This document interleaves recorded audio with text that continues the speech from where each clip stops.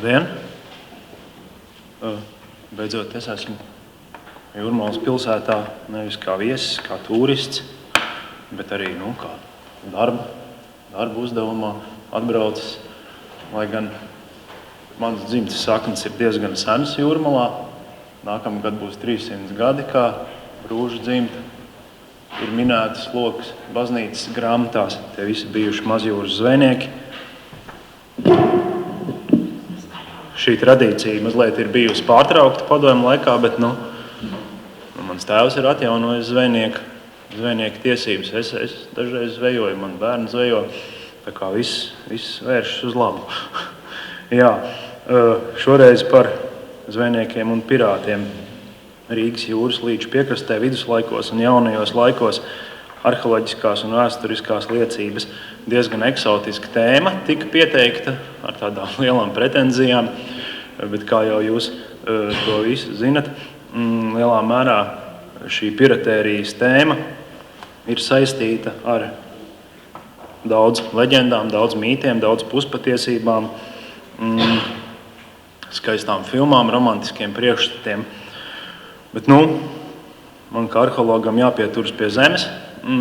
Es centīšos arī visu šo stāstu tā kā nedaudz piezemēt ar nedaudziem īsiem, bet arheoloģiski drošiem faktiem, manām versijām, apgalvojumiem,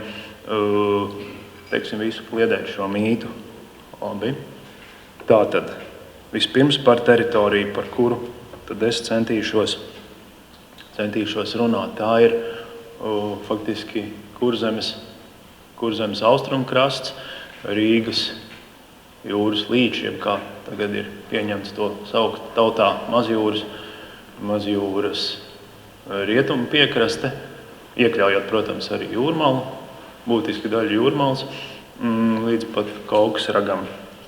Šī teritorija vispirms par senāko apdzīvotību, lai mēs kaut kā sevi definētu, kas tad ir bijuši šie iedzīvotāji, kas perspektīvi varētu nodarboties ar piratēriju vēlāk.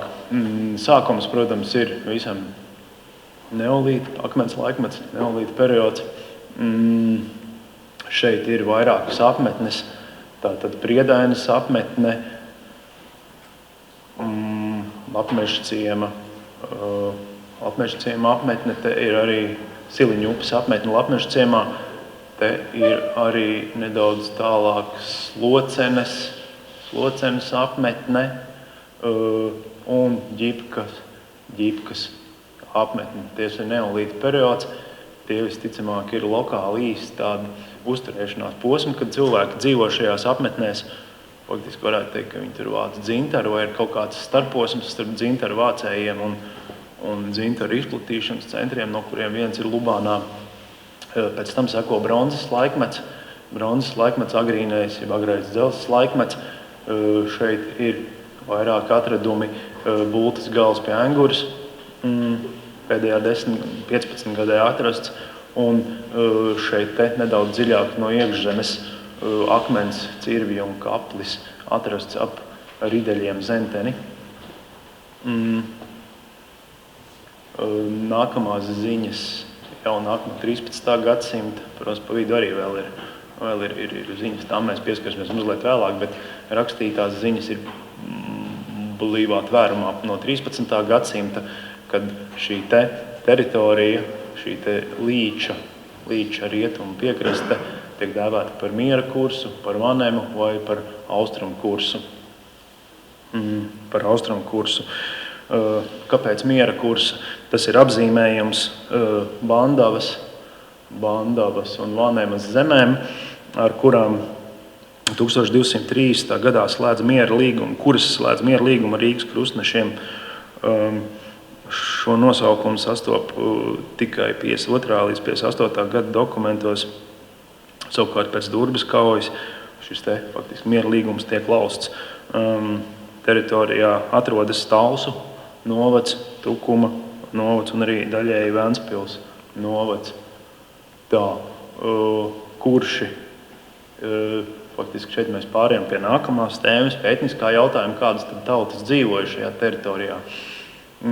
kurā mēs gribam apskatīt pirātismu, zveju. Tie bija kurši, ar kuri ir vienīgā tauta, kas faktiski ir minēta šajos miera līgumos, citas tautas nav minētas. 1203. un 31. gadā Alns Balduīns pāvesta legāts Alns Balduīns slēdz līgumus ar kuršiem, un tas ir šis minētais miera kursa sākums.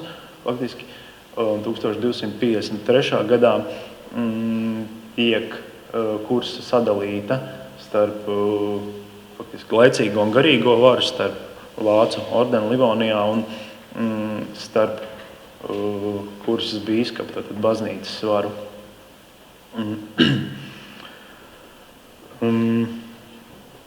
Tā, ejam tālāk. Tāda izskatās kursa pēc dalīšanas. Šīs zilā krāsā iekrāsotās zemes pieder Vācu ordenim Livonijā, un šīs ir bīskapijas, Kurzemes bīskapijas daļa. Pēc tā, ka viņi ir arī līdz jūrai daļa no ziemeļu Kurzemes, ir Kurzemes bīskapijas daļa. Jā, šo teritoriju mēs tā kā apskatīsim. Tautas, etniskums, kādas tad tautas šajā piekrastē varēja dzīvot. Ir skaidrs, ka pašā piekrastē līdz kādam, es teiktu, 16. gadsimtam, 17. gadsimtam apdzīvotība bija diezgan sporādiska, jeb diezgan neintensīva, diezgan maza, reti izplatīta, jo ko gan šeit tā īsti var darīt. Šeit ir ļoti liesa, vismaz piekrastes zonās savus kilometrus 5 no krasta, vismaz ir diezgan liesa lauksaimniecības zeme.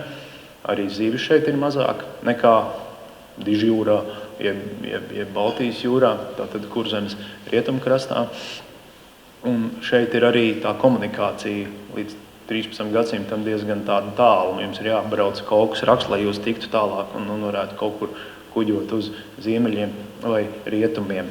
Tomēr tautas šeit dzīvo,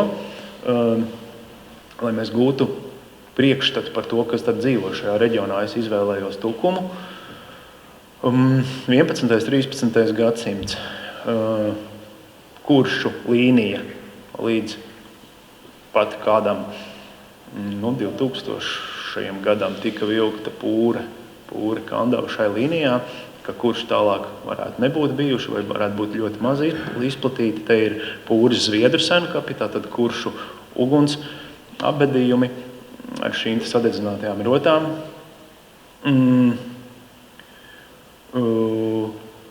Te ir arī zemgaļi ar savām, ir zemgaļi ar ļoti tādu retu priekšmetu plākšņu saktu, tādu caurlaustu plākšņu saktu. Te ir vendi, pat kādus gadus 5 atpakaļ ir atklāts vendu senlietas pie sātiem. Protams, vendi ir arī Tukumā, jaunā tirgus laukuma senkapos apbedīti. Un šeit ir kurši. Tie ir kāds pēdējo 15 gadu atradumi. Šī laikam Abraga ciemā pie Enguras ir 2012. gadā atrasta kuršu aproce, lentveida aproce ar kuršiem tipiski ornamenti, un tāda pat atrasta ir arī Zentenē iztaisnota, tātad vienkārši arot lauku, laikam noraut no kāda apbedījuma vai kā saurupa atradums, izraut un ar ārku vienkārši iztaisnota. Un pavisam nesen, pirms gada,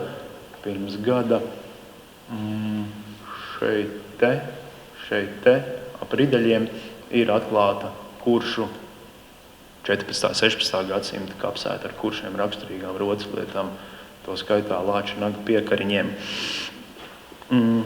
Tātad diezgan etniski jaukts reģions.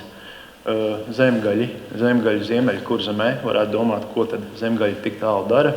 Šī ir pat laikam jauno iepriekšējā prezidenta pieņemtā kultūras vēsturisko zemi likumu ietvaros tapusī karti, tātad Zemgales vēsturiskā zeme, Vidzemes vēsturiskā zeme. Šeit Zemgales vēsturiskā zeme tiek vilkta līdz Tukumam. Tomēr mēs redzam, ka Ziemeļu Kurzemē zemgaļi ir jau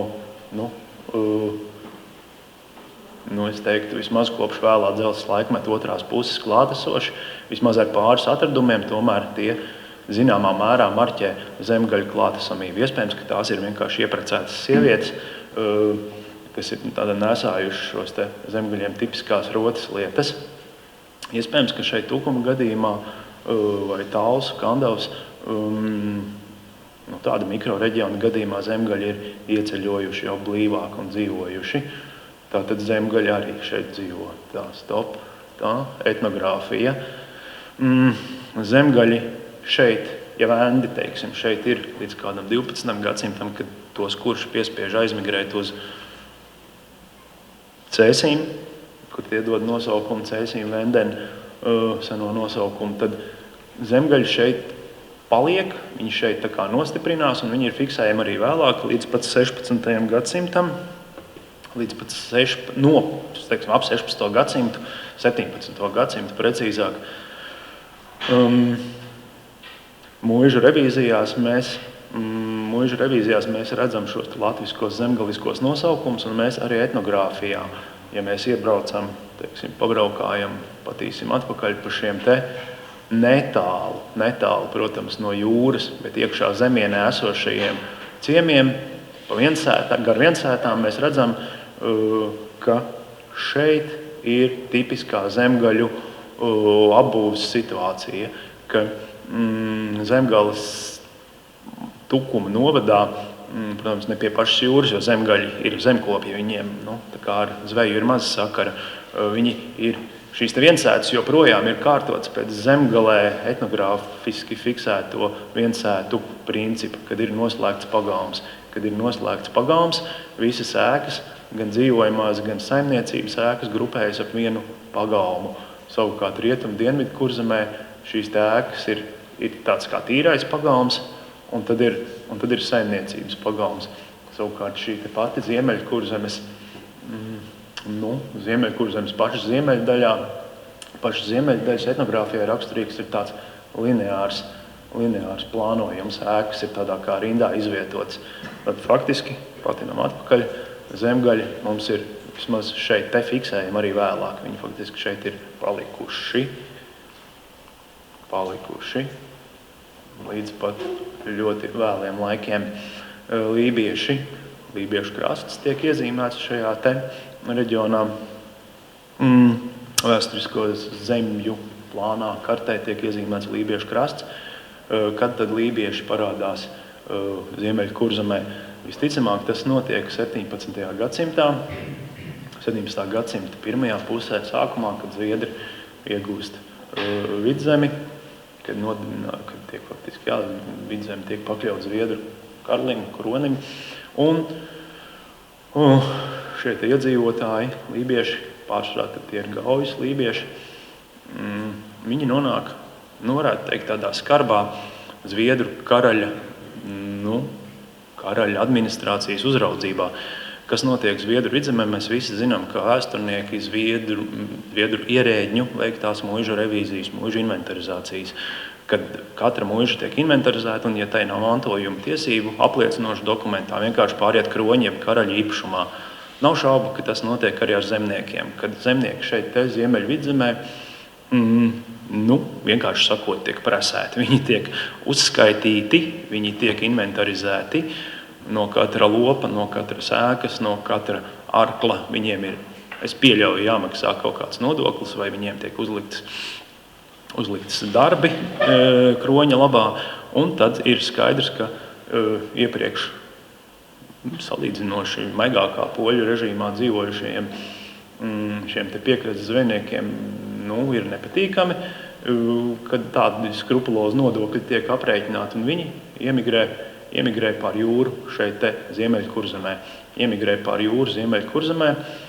Iespējams no tā mūsu folklorā ir saglabājusies dziesmu pūt vējiņi, kur šis te kuģotājs tiek aiznests Kurzemē. Tas nav tālu, viņiem kā jūras pazinējiem šis te attālums nav skarbs, nav tik tālu, nav tik grūti paveicams, un tas iespējams ir noticis šādā veidā. Kāpēc mēs to tā varam apgalvot? Jo, ja mēs salīdzinām šī te paša ziemeļu reģiona etnogrāfiju ar Vidzemes lībiešu etnogrāfiju ir diezgan ciešas paralēles gan sētu plānojumā, gan ēku iekārtojumā. Tā, ko tad viņi šeit dara? Kas tad ir labāks Kurzemē? Kurzemes hercogistē, redzēt, šī ir vienkārši skolas karta. Kurzemes hercogistē ir labāks tas, ka šeit ir pastāvīgs darbs. Viņiem īpaši šajos te mazjūras ciemos no Jūrmalas uz ziemeļiem šeit ir 2019. gadā veiktās arheoloģiskās apsekošanas rezultātā šie punktiņi ir noteiktas ogļu dedzināšanas uzkalniņi. 17. gadsimts hercogistē attīstīta tiek dzelzs industrija, rūdas kausēšana, dzelzs iegūšana un apstrāde, un citu metālu apstrāde, un tam visam vajag ogles. Šeit ir darbs, šeit ir tāda hercogistas kārtība, kas nav varbūt tik skarba pret vienkāršo iedzīvotāju, pret zemnieku, un šeit ir peļņas avots, tātad dzelzs industrija. Šie te cilvēki strādā šādos te, faktiski iegūst ogles, ap 1000 ogļu uzkalniņiem ir no apšu ciema līdz pat gandrīz starp Enguru un Mērstramu fiksēti. Un šeit ir izrakumi, kāds ir izskatījies šāds ogļu dedzināšanas uzkalniņš, 10 līdz 20, varbūt pat metru diametrā. Tur ir dedzināts ogles, un pēc tam ar laivām, buru laivām tās ir vēstas uz manufaktūru. Tātad lībieši šeit darbojas. Par kuršiem, par piratēriju. Pietuvojamies jau pašai tēmai. Senākie pirāti, kurus mēs varētu saistīt ar Latvijas teritoriju, protams, ir kurši. Tie ir bīstami jūras karotāji. Senākā ziņa par kuršu ieroču uzvaru uz jūras, faktiski tā jau ir pie jūras, ir 852. gads, kurš sakauja Dānijas karaļa floti, karaļa Horiha vadībā, kurš tad grib ietkarot kuršu zemes. Viņam ir slēgti šī te uzbrukumi ziemeļrietumu pilsētām, un viņš meklē savu laimi Kurzemē, bet Apulas tuvumā tiek sakauts. Kurš dominē Baltijas jūrā no 11. gadsimta sākuma līdz 1230. gadam, un ir skaidrs, ka viņi ir diezgan skarbi jūras karotāji. Šeit ir mākslinieka Vīmbas glezna, kā kurši sakauja vācu krustneši 1210. gadā. Tā ir tipiska baltu tautas, baltu jūras tauta, kas ir kurši un sembi taktika. Viņi sagrupējās pa 2 laivām kopā, to sauc par kopmanevru, un tādu viņi izmanto kurši arī Durbis kaujā 1260. gadā, un sakauja šos te vācu krustnešus jūras kaujā diezgan veiksmīgi. Kurši māka arī, ir pieredzējuši sauszemes nocietinājumu aplenkumā. Šis gan ir neveiksmīgs 1210. gads uzbrukums jūrā. Tad nopietnas piratērijas elements varētu būt kurši.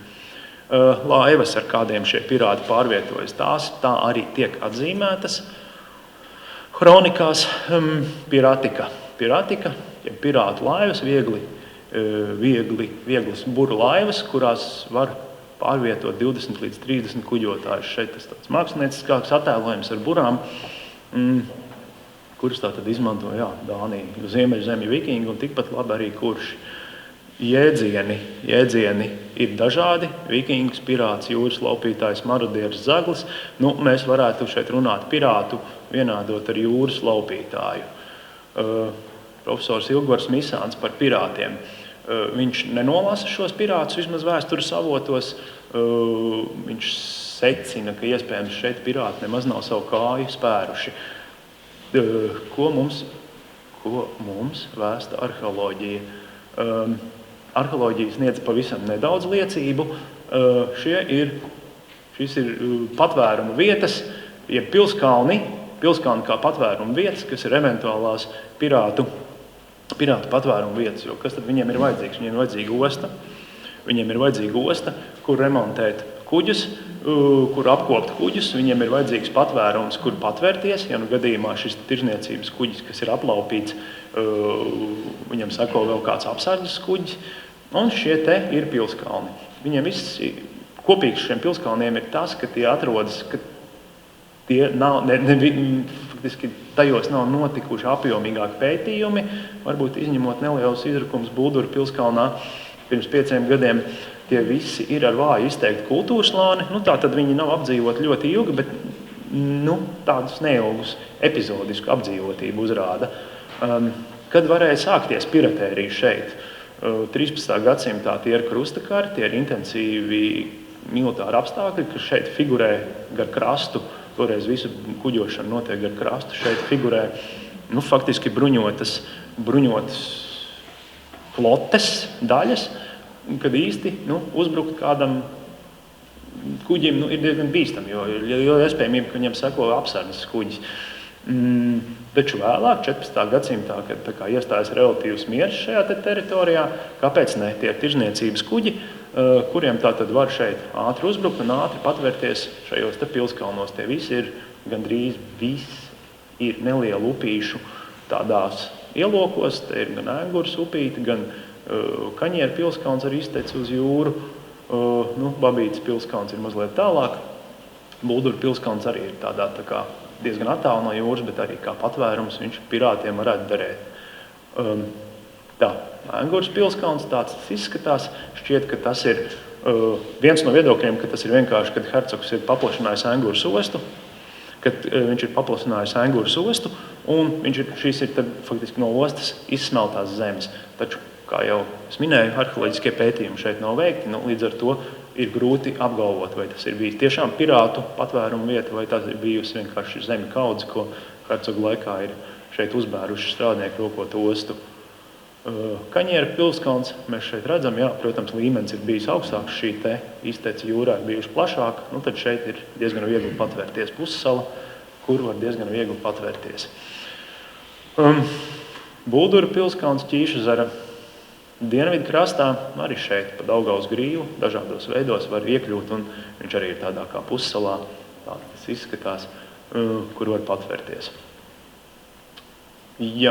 Babītes pilskalns, kā teica muzeja vadītājs Ernests, ir diezgan mazs, viņa plakums varētu būt diezgan neliels, bet atkal īslaicīgam patvērumam viņš der. Un šie pirāti darbojās no 14. gadsimta uz priekšu. Kas ar viņiem tiek galā? Ar viņiem tiek galā Vācu ordeņa flote, kas ir stiprākām faktiski Baltijas jūrā. Un kāpēc tā ir stiprākā? Jo pēc kursas pakļaušanas iespējams, ka viņi ir rekrutējuši savā flotē kuršus, kas paši nesen ir bijuši pirāti, kas pieprot jūras faktiski piratēriju. Caur paudzēm šīs zināšanas tiek zināmā mērā nodotas, kas iespējams paši piratē, un tad šie kurši tiek rekrutēti ordeņa flotē, par to raksta Francisks no Moleano, un viņi faktiski palīdz tikt galā Vācu ordeņa flotē ar pirātiem. Par to liecina netiešs liecinājums vai simbols ir šis masīvais cirvis, ar ko kurši jau no kāda 11. gadsimta, protams, tad bija citi cirvi, bet viņu taktika bija tā, ka viņi tiek ar ienaidnieku galā, ka viņi sacērt, izsit caurumu kuģī, jeb izurbi caurumu kuģī, un tas kuģis nogrims. Tad šis ir vēlāks 15. 16. gadsimta cirvis, kas ir atrasts Kurzemes teritorijā vairākās senvietās. Joprojām 14. gadsimtā kurši ir kareivīgi, viņi tiek apbedīti ar ieročiem. Šeit mēs redzam apbedījumus, kur ir vācu kareivju apbedījums. Vācu kareivs ir memorializēts tādā stēlā, kurš kareivs ir memorializēts tikai tad, kad bēra mirklī, kad viņu redz tādu. Un, protams, ziņas par pirātiem Baltijas jūrā ilgst līdz pat 19. gadsimta vidum, bet tās pārsvarā ir ziņas no Ziemeļa Eiropas un varbūt no Igaunijas. Latvijā šo pēdu tiešām ir maz. Paldies!